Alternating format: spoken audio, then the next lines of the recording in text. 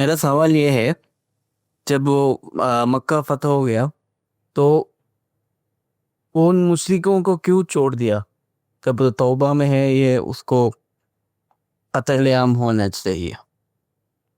کس کو کیوں چھوڑ دیا؟ جو فتح مکہ کے بعد مشرکین کے لیے عام معافی کا اعلان کیوں کیا گیا؟ یہ اس وقت تک تو یہی بات تھی، یعنی اللہ تعالیٰ نے ابھی وہ آخری حکم نہیں دیا تھا، ابھی مہلت باقی تھی.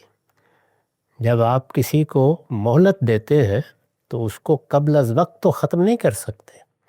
تو قریش کو یہ بتا دیا گیا تھا کہ آخر الامر تم کو ایمان لانا ہے، ورنہ اللہ تعالیٰ کی طرف سے عذاب کا تازیانہ تم پر بھی اسی طرح برس سکتا ہے جس طریقے سے پہلی امتوں پر برسا ہے.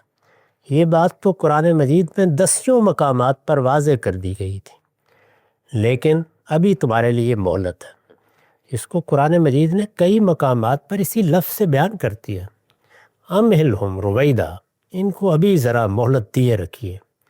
تو مہلت کا زمانہ آخری درجے میں کب تک رہا وہ سورہ توبہ نے بیان کر دیا ہے کہ جس وقت مسلمانوں کو حج اکبر کا موقع ملے گا. عمرہ حج اصغر کہلاتا ہے اور حج اکبر ہے.